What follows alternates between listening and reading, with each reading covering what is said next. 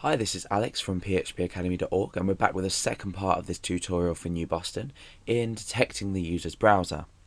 Now in the last part, if you haven't watched it already, go back and watch, otherwise you probably won't understand what's going on. In the last part of the tutorial, we used the getBrowser function and we updated a specific file in our PHP .ini file. We referenced a file that's going to allow us to use this properly. So we've used printr to print out every element of this, or every key in this array and each value. Now if we look through this, we can see that we might not be able to make sense out of much of the information. I'm using Google Chrome at the moment and things like Mozilla are appearing here, so you might be wondering why that is. Well, if you look through the each key, you can see that we've got this key here called browser, and that is equal to the value of Chrome. So then we've got platform, WinVista after that, blah blah blah. So Chrome seems to be the only correct and sort of direct piece of information that we've got. We've just got Chrome there, we've got nothing else. So therefore this is a really great key where we can extract the value and use this information to detect the user's browser.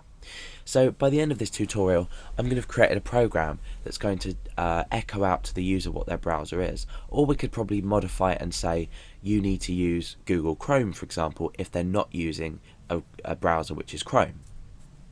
Okay, so we've got this information here, so we know that the key is browser. This is obviously an associative array, so what we can do is we can come in here and we can echo out browser. Remember, for arrays we use our square brackets, and we can just echo out the key browser.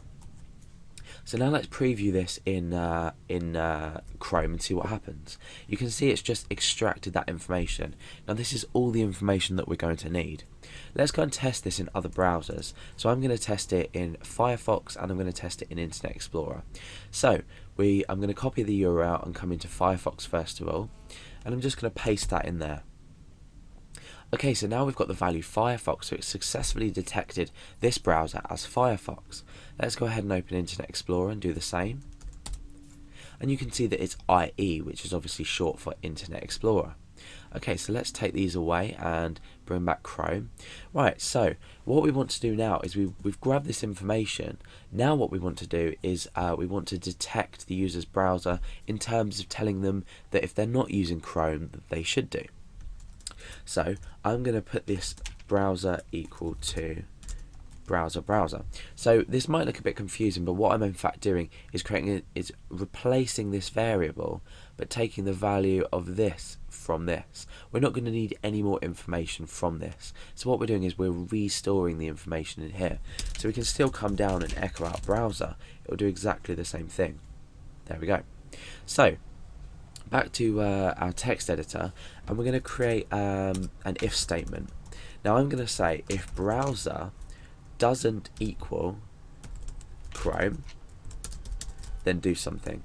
Now the problem with this is we're using a capital C usually, but what we want to do is we want to ensure that we put everything to lowercase. So I'm going to say str to lower.